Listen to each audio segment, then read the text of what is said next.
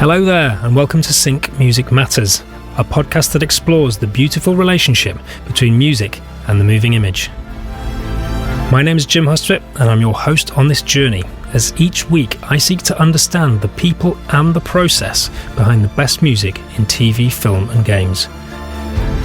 I'm talking to composers, but I'm also talking to editors, music supervisors, directors, and anyone else who's involved with the synchronous process of pairing audio and visuals.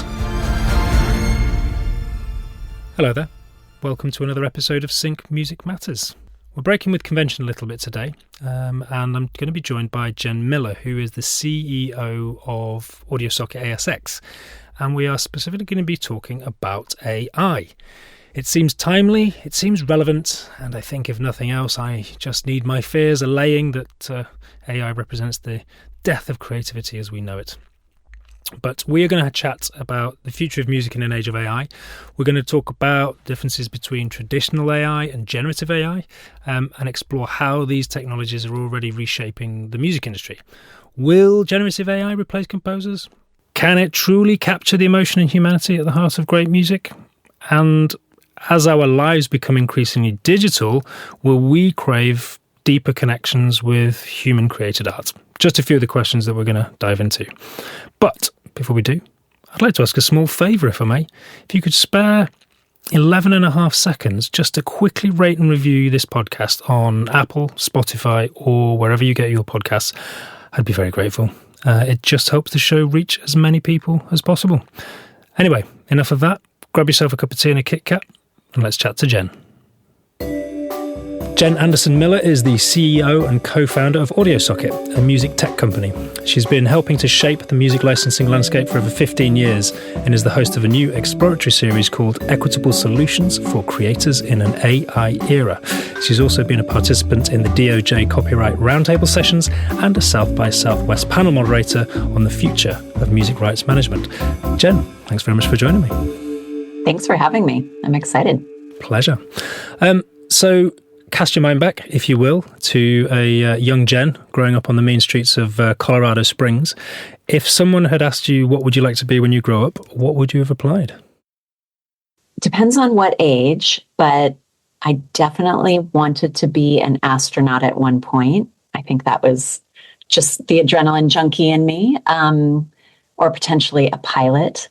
And then at some point, I ended up deciding that I wanted to be an actress. And then my mother crushed my dreams when she wouldn't move us to Los Angeles, and I took another path. Wow. So she wouldn't relocate the family to follow your acting dream? I know. I don't even understand that. She doesn't realize how much she crushed my dreams. And what's with it's funny, pilot is, of a number of guests that I've interviewed, pilot keeps coming up, and sometimes quite often it's been inspired by Top Gun. What was the astronaut and pilot inspiration? So there was a movie called Space Camp that I remember just thinking it looked so fun, and the idea of like going where very few have ever gone before also just seemed really fun. And then my grandfather was a pilot. He taught during World War II, and then he owned planes and was a barnstormer. And yeah, I think I just always kind of grew up around pilots. My uncle's a pilot, and it seemed again adventurous and sort of free-spirited to be up in the skies. I just loved that. Wow. That speaks to sort of quite an adventurous spirit. Yes. Yeah, definitely. So obviously dreams been crushed, not becoming an actress. What was the path from there into music? It's an interesting and an odd path, I often say, because people always want to know sort of a founder's story or the entrepreneurial journey. And I don't think it was necessarily a typical one. It was more one where through experiences, I was sort of led to meet people, and that led me down the path of music. I always loved music. As a kid, I was always in musicals, and I was in choirs and bands, and just loved music. But I was never going to be good enough to go and be a musician. So I just sort of surrounded myself with it. I was working in extreme sports when I was in my early 20s, and basically, I mean, to be honest, had a dream job there. And while I was doing that, I was in clubs all the time. And some people from the snowboard industry were having a very tough time clearing music. And they just asked me if I knew anything about it, if I could help. So my initial response was, of course. And I went down the path of clearing music on major labels and even music on not major labels. And it was very time consuming and difficult. So I asked them if they were open to independent artists, and I ended up getting introduced to a booking agent at the time in Seattle. He managed artists, he had a label, he was booking venues. And so he's just started calling me down to meet with bands in the green rooms. And really, that was how Audio Socket was born. He and I started meeting with bands before they were performing, talking about what we were doing, and signed them up to an agreement that just said, you own all of your rights, and you're giving us the right to go and present this music. And if they like it, they're going to pay this rate, and done. And it was simple. And then as the digitization of music and YouTube were really blowing up, it presented the opportunity to do something that nobody was doing at the time. And that was bringing music, like streamlining the licensing process, bringing it to the digital realm. And we launched the first effectively micro licensing site. When was that then? When did that launch? That was in 2011. And the first partner we had was Vimeo. So for the first time ever, you could get a personal license online. We gave users tools to easily search for music using metadata and attributes. And then they could go and for $2, they could get a personal license, or for $99, they could get a film license or a license for a small business use. And then if they needed broader rights, they could talk to a sales rep at that point. Yeah. It feels like you were quite ahead of the curve in that respect, because obviously licensing music from record labels is generally pretty difficult. And you identified a niche there and like, okay, well, what about these independent artists? But then actually moving that into the micro licensing in 2011, that feels quite like you were probably one of the first to the table in that respect. Yeah, it was definitely ahead of the curve, which actually ended up being the struggle, the challenge that we were faced with is the systems weren't yet in place to understand that a license existed. So at that time, what was happening is everybody was getting in trouble online for publishing music without a license because they were letting all these users load content, whether that was a user or, just like a personal user or a brand. So these technologies were being developed to identify what that copyright was and who owned it. But at that time, there wasn't a system to identify if the music had actually been licensed. So people were doing the right thing and paying for a license, and then their media was still getting muted or completely taken down, or they were getting strikes on their account. And it really backfired, unfortunately. We found ourselves in sort of a world of pain because we were charging people for licenses. They were doing the right thing. So you'd think this would be match made in heaven. But then they go on to publish it. And now these various publishing platforms are saying, you don't have the rights to this music. So it set us back a lot of years. We actually went and we developed a digital rights management technology that was cloud-based, and to do exactly that, to basically identify the fingerprints of our works, and then it would watermark the licensing information. But unfortunately, that's something that has to be adopted widely in order to be successful. And has it now been adopted widely? No, everybody ended up building their own. And this is really what I would consider to be one of the biggest struggles and challenges still to this day with publishing media online, is it's not cross-platform. So each system has their own way of verifying or identifying music, and then some of them have ways of identifying licenses where others don't have ways of identifying that still. So when you move, if you're a brand and you want to publish across all the various platforms, it's a struggle. And for the licensing company, it's a struggle to manage that.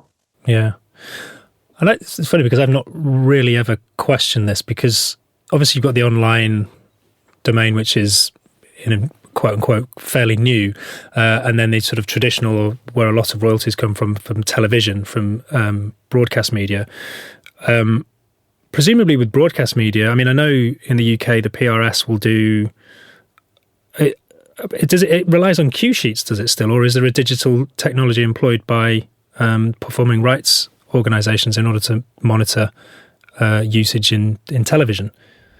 Yeah, I call those the fire hoses. And I think there's quite a few out there, and for various platforms to do various things in various territories.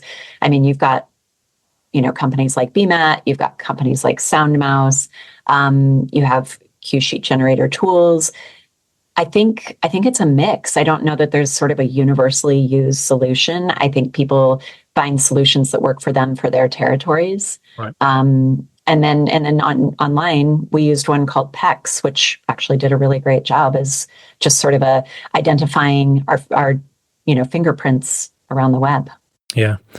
Well, and I suppose this segues nicely into AI, because we've got a situation where, essentially monitoring all of this is, if you were to do it manually, is a mammoth task, and there's a lot of work involved. Whereas actually, if artificial intelligence can process this information in a fraction of the time, therein we have a very good, and presumably the technology that you've developed as well there's an AI element to that, is there, in its ability to go out and recognise music stamps in media across the internet?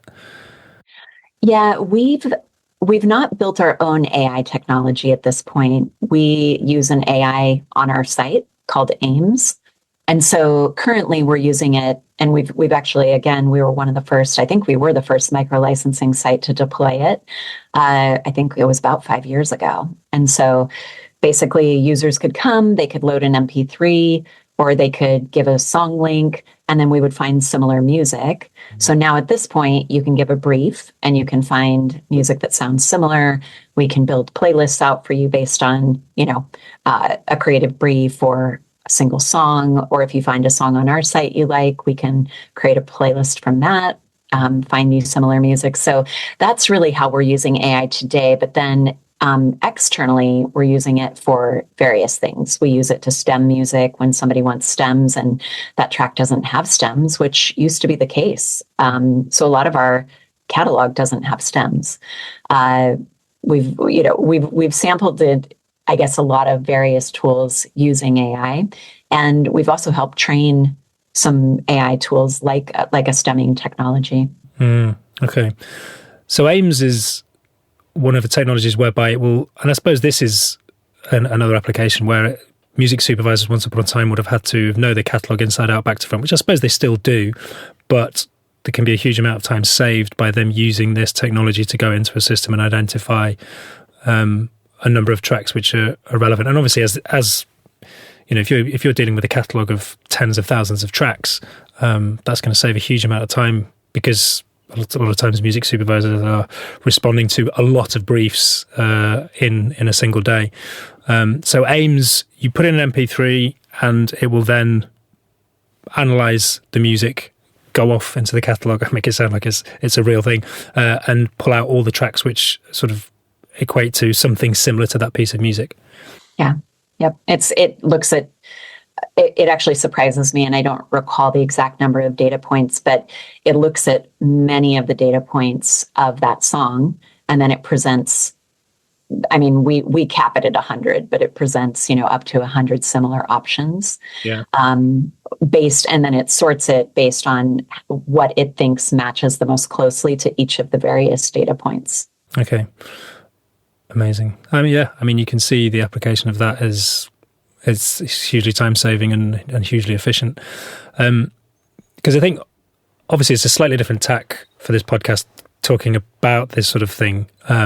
But I'm become very conscious that it is becoming an undeniable part of our life. I mean, it's already part of our lives in the algorithms that suggest what I should be watching on Netflix or on Spotify. It's very much out there and has been for some time. But as it gathers momentum, I think certainly within creative industries, there is a fear that people will become, well, not just the creative industries, but people will become reliant on it to a point whereby jobs become redundant and their roles become redundant within whatever area that they work in. Is it probably worth at this point drawing a distinction between, I don't know, would you call it sort of traditional AI and generative AI. Yeah. Can you just do that so that we kind of got that distinction, and then we'll maybe explore the generative a bit more? Sure. So, as far as what AudioSocket has done to date, we've participated in what we call traditional AI training. And so traditional is, we actually went and defined it last year in our contracts because we felt like artists deserved transparency around how AudioSocket would be running into the AI fire. And we hosted an Ask Me Anything meeting, invited all of our artists to attend. I feel like it was really an incredible opportunity to gauge where our artist community was at with AI, and very revealing, really. A lot of people were really excited, and I know there's a lot of fear as well. But what we wanted to do is be really clear about how AudioSocket would engage in AI training models. So we defined within our contract traditional and generative AI. For traditional, that would be things like training to STEM, mixing, mastering, basically things that aren't using the source material in a new piece of material.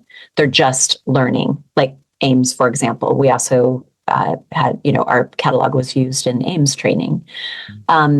We see these things as really beneficial to the industry overall, whether it's beneficial to the artist or beneficial to the music supervisor who's looking for music, and this saves them a ton of time.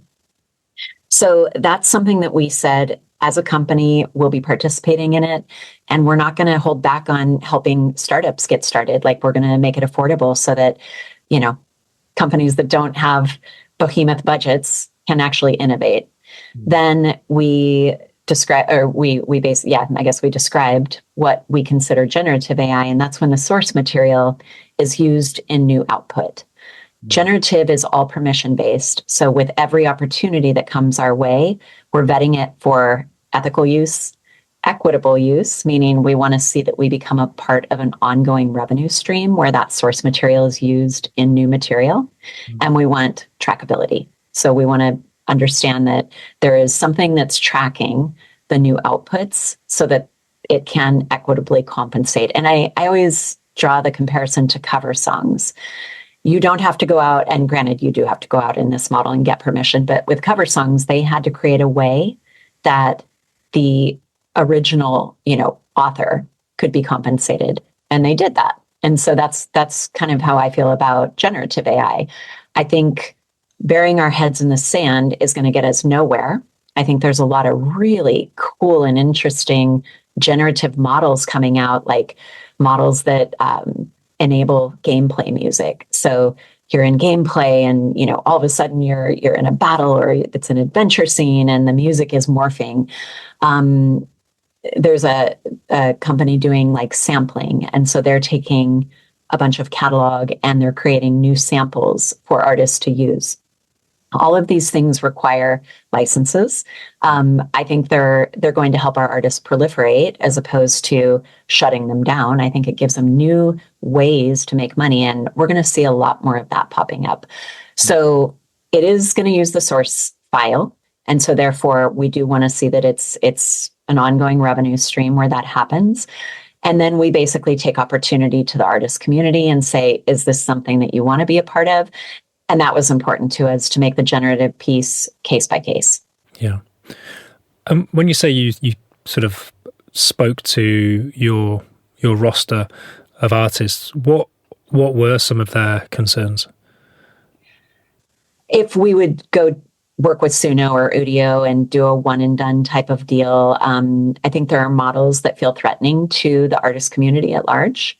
Are models that look like they would put swaths of artists out of business, and also models that weren't asking permission, weren't licensing source media. And then when they were going out to, and I'm not speaking specifically to Suno or Udio when I say this, but when initially we were being reached out about training for generative models, and it was a one-time fee, and then there was nothing after that. And it was training them to really replace the work that we were already doing. So we haven't participated in those models. Okay.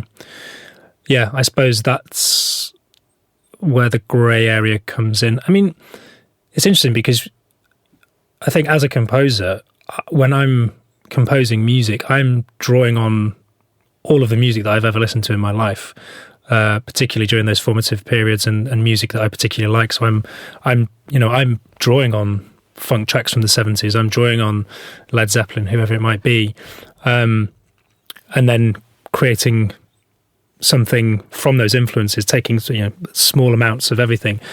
And I suppose AI is doing the same. And as far as I understand, it's not actually possible to, if an AI model creates a track from multiple pieces of music, it's not actually possible to then accredit percentages to different pieces of music, is it?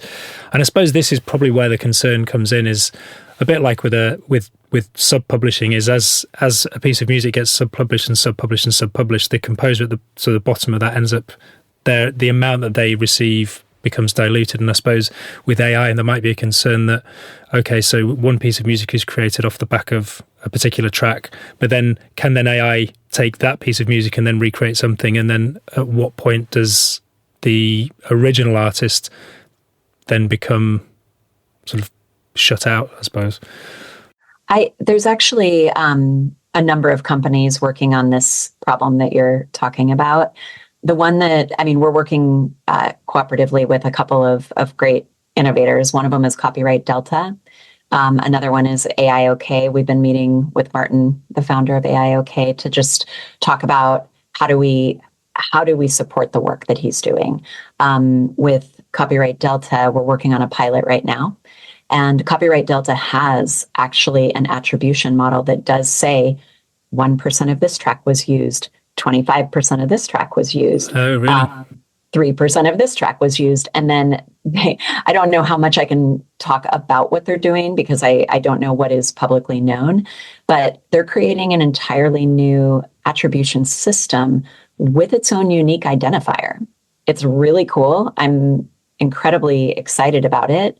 It's definitely, now I've not gone out to exhaustively search what technologies are being developed right now, but it's the one that I've found to be the most advanced in what it's doing. And yeah, so we're working on a pilot with them right now that will go live in the next few months. Yeah. And it seems like your philosophy is to meet this head on, because I think when streaming came about, the tendency was the music industry resisted it massively, obviously because it posed a threat to their principal revenue source of selling physical merchandise or physical copies. And I suppose in a way they got left behind, as did Blockbuster with video streaming. But AI, it seems, this is my take on it, is it's inevitable. There's no resisting it. It is inevitable. And it seems like what you're talking about with AudioSocket is that you've recognized this and you're rolling with it and trying to get ahead of it and say, okay, well, if this is an inevitability, how can we make sure that we don't, for want of a better term, get caught with our pants down? I call it, we want to work on our own terms. Yeah. Like when I talk to our artist community, when I talk to innovators, when I did a AI series, I think what happened historically is the innovators, the tech companies, first went in without permission. So, asked forgiveness later. They were sued. And then they became the people that set the terms and created the technology. And I feel like that's why tech companies own the music revenue streams today. I think there's an opportunity right now to actually set the terms. And so that's what AudioSocket is doing by redrafting its artist contracts and saying, this is how we're going to do it. And then making sure that our terms are known publicly. That way we're prepared for the opportunities and it is on our terms. So we're saying this is the way that we will work. And what's great is the ecosystem that's shaping around this, with Fairly Trained and AIOK, it's all reinforcing we will set the terms. I think where we lose is when innovators can't get access to what they're trying to get access to. And I think that's where the friction happened back with the digitization of music, is they weren't getting what they needed. So they were just going to go ahead and do it. And AI is here to stay. So we're cautiously running into the fire on our terms. Yeah, which makes sense. I hopefully lessons learned from the digital, entering in the digital era. And on the subject of generative AI, can you envisage a world whereby artists, composers, there's a lot fewer, and that actually AI is creating the music that we consume? It's all theory at this point. I mean, we know that AI is creating great music. My theory is the deeper we get into this digital and virtual and augmented reality, the more people are finding that longing for human connection. What is real, what is in real life, what is tangible, what is a connection. And so I think that AI music is going to become so in abundance that it just becomes the noise. And it certainly can, I think it probably poses the greatest threat to underscore, to music that's just moving something forward. It's not playing sort of like a highlighted role or a featured, role. I think, that underscore is probably what's going to take a really big hit, because AI music sounds like it. But I think where people long for originality, for moving, really, I guess, pushing the needle, I think that's where what is human is going to become what is cool. Yeah. That's just my 2 cents and my theory. And yeah. Yeah. Well, I suppose with the move into streaming, at one point record labels stopped pressing, well, even with CDs, record companies stopped pressing vinyl. And look at that. That's now come back in a huge way. And there's a huge market for vinyl. And yeah, I think I agree with you. I think that the humanity of music, of that shared experience, whether it's a band playing together or people going to see music together, and that ability to have lived emotional experiences and channel that into creativity, I like to think is irreplaceable, that it can't be just learned by a machine and replicated. And if it is, that on some level we'll know. I always talk about CGI. As good as CGI gets, we know it's not real, and it won't ever replace actors. And even to that end as well, will AI, with deep fakes of actors, will that ever replace real actors? And I think no, because there's a level of nuance and human experience within that is irreplaceable. Well, and currently AI can't, even with generative AI, it's learning from source material. Yeah. It's not inventing new. No. It is creating from source material that exists. So in terms of pushing boundaries, and if you think about the evolution of genres over time, styles of music, that's human. That is when a human says, I want to try something different. AI doesn't say, I want to try something different. AI says, here's my source material. Let's create something from it. So, I think there's always that need for the human impact, the human creativity. Yeah. And I've heard you talk about Taylor Swift as well. And I'll let you say because you think, what's your theory for the success of Taylor Swift? I think it's all about how she connected with her fans, specifically during COVID. Mm-hmm. I think she created a space and a connection that most artists have, nobody's been able to do it as well, clearly. I mean, I think last year told us that, Taylor Swift wasn't just an artist. She was a phenomenon. Everybody felt like she was a friend. She just dialed in the fan connection, that human aspect of engagement. And yeah, I mean, I think that was the phenomenon that became, what Taylor Swift is today. Yeah. And it feels genuine from her. It feels very authentic from her as well. Yeah. Whereas I think, you could try and create that perception of connection or authenticity, but with her, it does seem genuine. And yeah, everybody, it's almost, I think a lot of people I know that are massive Taylor Swift fans talk about how it feels like they're narrating that she's narrating their lives. Yeah, she's writing relatable material and she's exposing herself. She's opening herself up in her own pain and challenges. And I mean, I'll be honest, Taylor Swift is not one of my favorite artists, but I think she's an incredible artist. I think she's very talented in so many ways. Like I really just, and again, this innovation comes from human creativity. Yeah. I suppose that's something I've not really considered, but could AI get to a point whereby it doesn't rely on human input in order to create? Presuming if learning becomes exponential, and years down the line, can it create? And if it can create to a level where it connects with humans? Down the rabbit hole. Down the rabbit hole we go, and then we get to the War of the Machines and Terminator and everything. Under the skin. What is something you are excited about in AI at the moment, Jenn?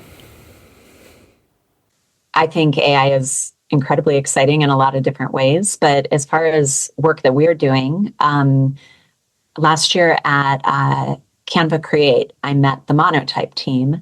Monotype is to font what AudioSocket is to music. They own a lot of the world's biggest fonts, like Times New Roman, Helvetica.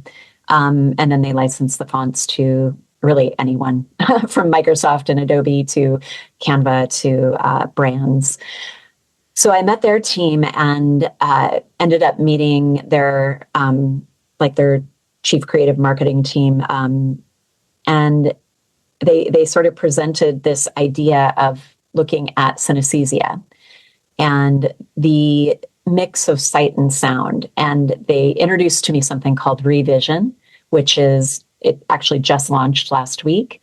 And it's this big, full year-long, I'm going to call it collaborative effort across industries to look at how font is experienced in the world. So from politics to economics to sound to AI, they're looking at all these various industries and how sight and how typeface impacts those industries and the people, engaging with these things. So we were asked to partner with them on sight and sound, and we collaborated with their team and we built something called Phonic. And what Phonic is we call it a creative playground where sight meets sound. And we've basically used AI to try and study what would be those innate connections between font and music. And so we're launching this at South by Southwest with Monotype. And it takes you through a very brief creative journey, asking you questions and insights about what the project is that you're working on. And at the end of it, it matches a song with a font. And then the user will give input. And at the end of the year, we'll be providing a report that demonstrates whether we were able to draw innate connections between music and font. And really, the use of AI there is to, it's impossible to give in a survey much variation, right? Your matrix has got to be so small if you're doing a survey sort of by hand. But AI can open up the opportunity for us to use our entire catalog of music and, thousands of fonts in this experiment.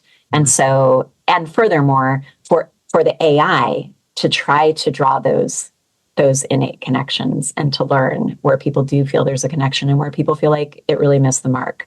So I think those sorts of things AI just makes possible, number one, and exponentially increases the time to insight. And so will AI be drawing on, so it's drawing on this sort of catalogue of fonts, but then also the AudioSocket catalogue of music? Yeah. Wow. Okay. Yeah. And I suppose there you're processing the volume of information that it would be almost impossible. Well, certainly take a long, long time for a human being to do. Yeah. Yeah. Wow. Exciting. I suppose, yeah, again, this is just another example of some of the cool applications of AI. It doesn't all have to be doom and gloom, does it? Getting a taste. So interested to know, obviously you talked earlier about you spent a lot of time going to clubs and listening to bands as a result of this sort of extreme sports scene that you were in. And then as you started to chat to bands about potentially licensing their music, what are some of the major artists or even bands, tracks that have shaped you, and even, you know, going back a long way, are the particular pieces of music that you listen to which you feel created a seminal moment for you?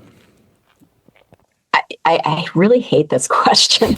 I'm sorry. I think everybody thinks that if you're in the music industry, you have sort of like these kind of pivotal or critical artists or songs. And I changed my tastes and preferences as a child almost like, I don't know, every couple of months. I went through a phase where all I wanted to listen to was classical music. This was in high school, which is such an oddity to be rocking out in your car at 16 to classical music. Was that not cool?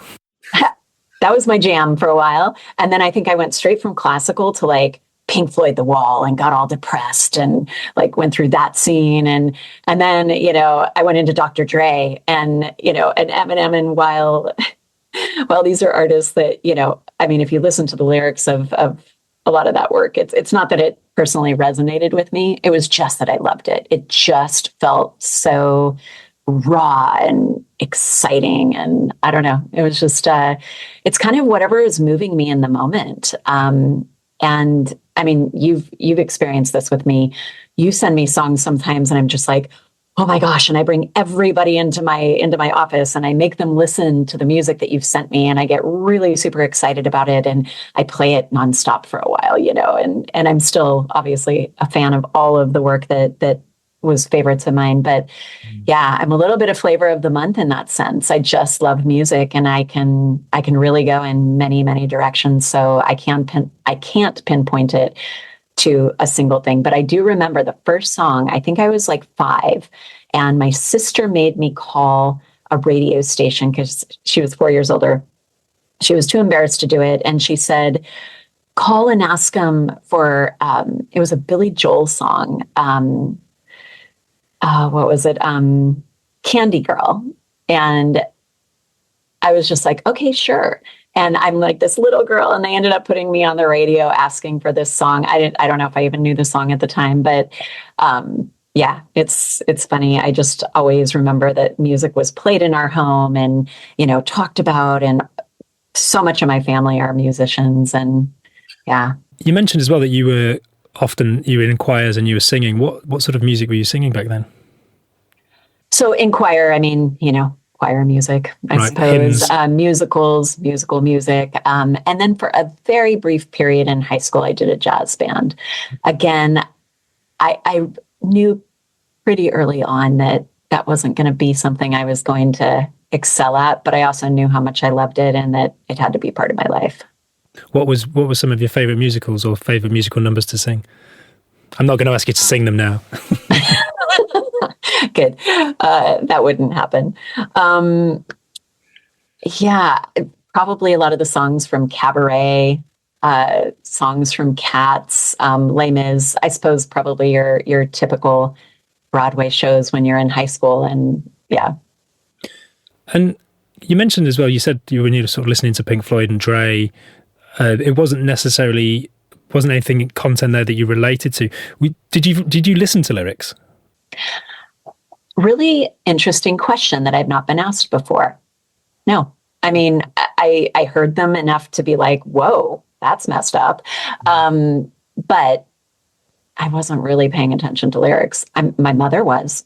Yeah, yes, I'm sure. I remember I wanted to buy, what was it? A Jane's Addiction album. And my mom wouldn't let me buy it. No, too much risky language. Yep. Well, yep. Yeah. I remember years ago I bought I was big into Metallica, and I bought a Metallica t-shirt, and it had live shit, binge and purge written on the back, and my mum was absolutely up in arms about the fact that I was wearing a t-shirt with the word shit on the back. Oh yeah. Oh no, that wouldn't have flown at all.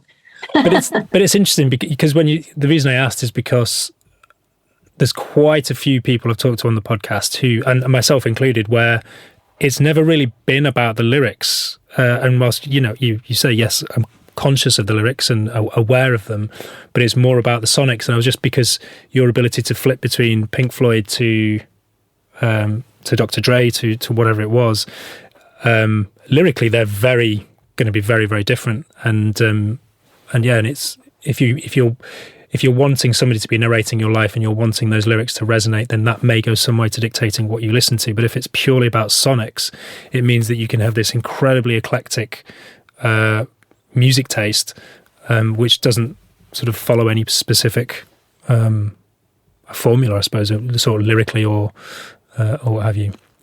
But yeah, there seems to be a clear distinction between people who are lyric focused and people who are just about the sonics. Yes, my mother would have absolutely been beside herself if she heard me, singing at the top of my lungs some of the lyrics that I got from Eminem.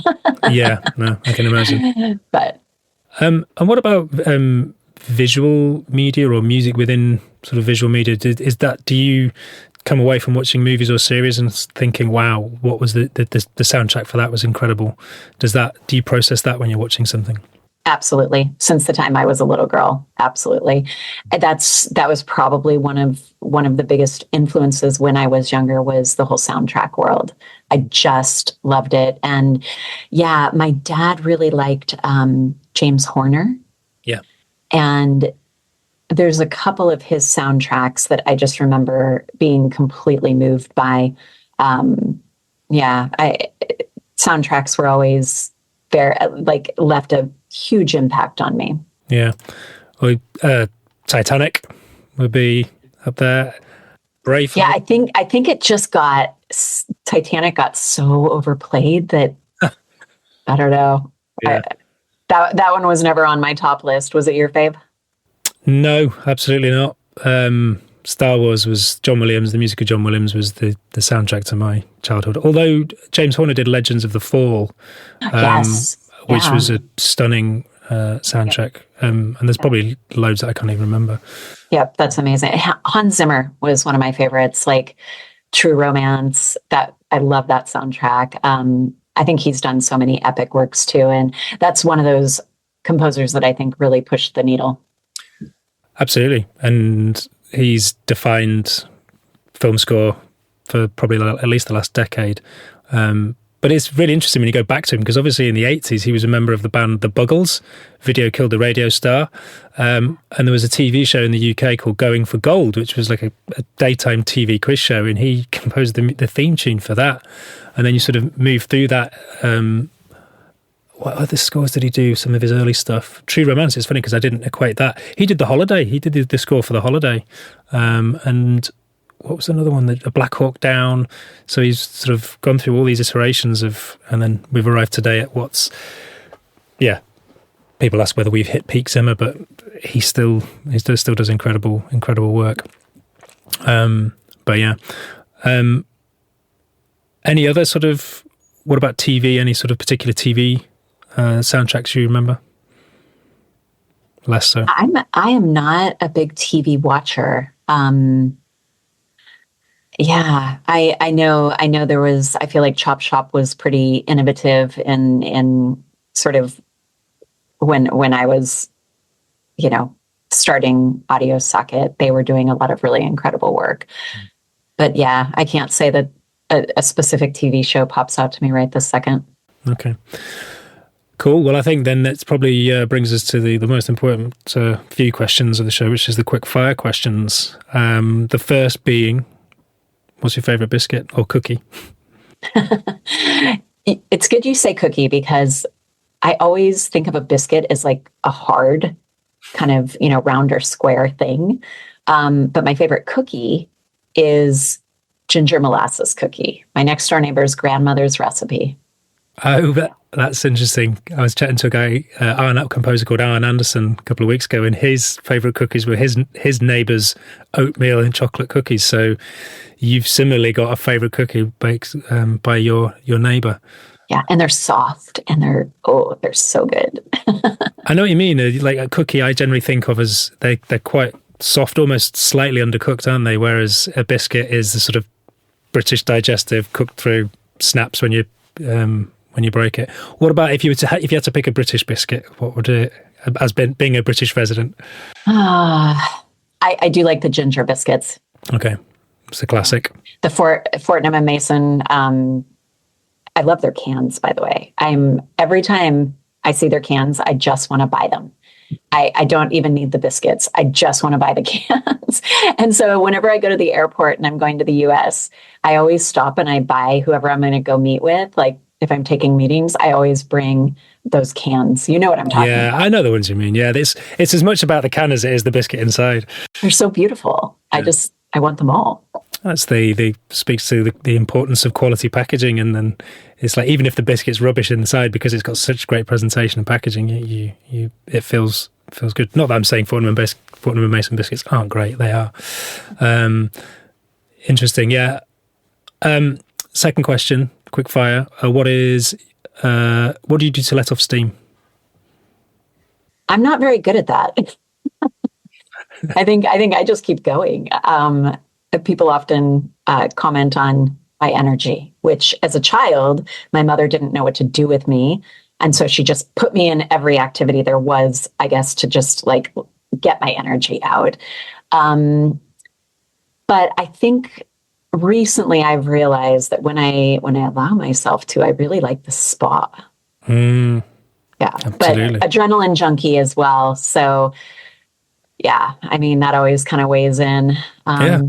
If there's an option. And I used to dance. I used to always go dancing if I needed to let off steam, or I'd even just drive in my car and blare music and just be with my thoughts. Absolutely. Yeah. So I think, sport exercise is definitely a major way. But dancing, moving emotion through the body, through the art of dance. What is a little known fact about Jenn Anderson Miller?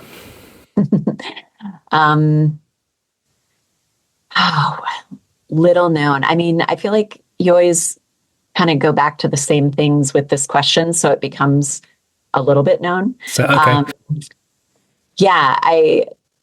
I've climbed 21 14,000-foot peaks, and a favorite pastime is cliff jumping.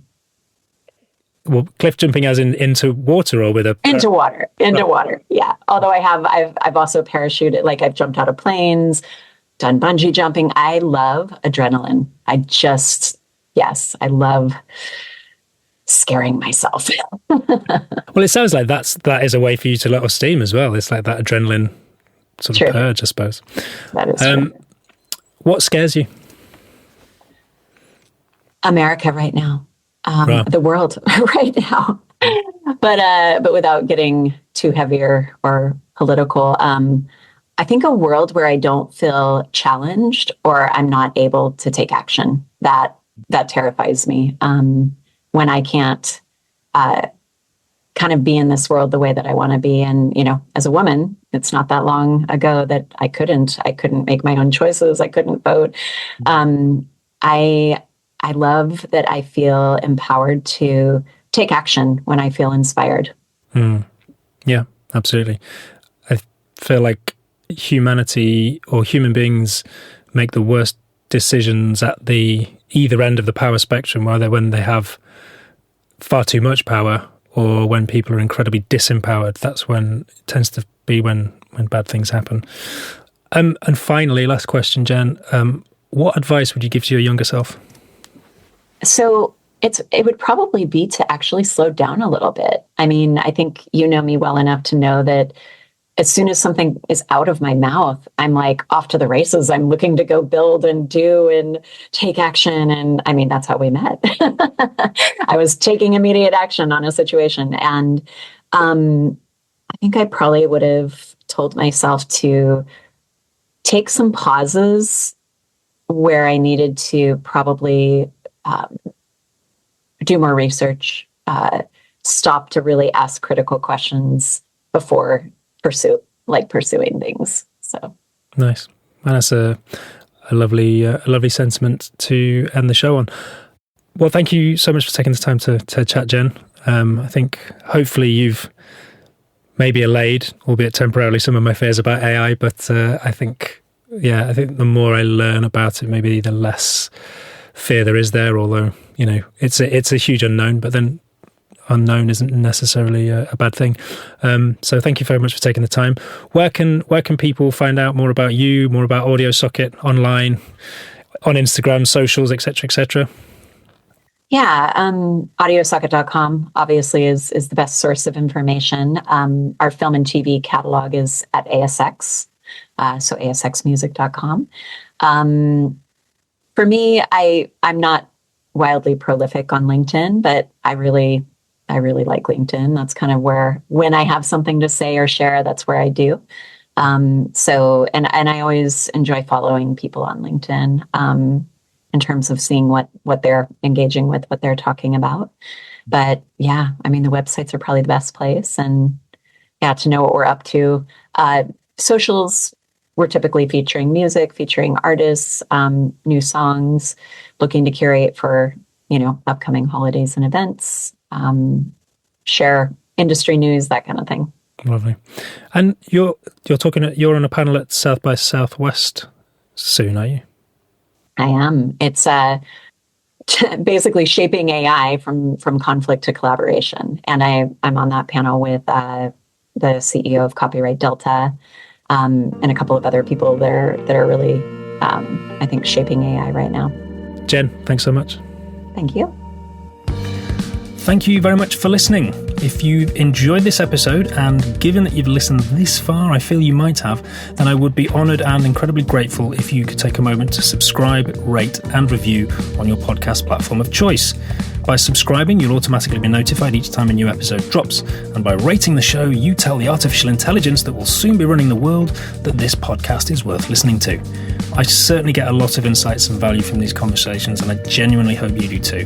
If you'd like to get in touch with the show, then you can email me, podcast@larpmusic.com. Larpmusic.com is my digital abode, and the home of the podcast is larpmusic.com/Sync Music Matters Podcast. And Sync Music Matters Podcast is hyphenated. Thanks again for listening, and until next time.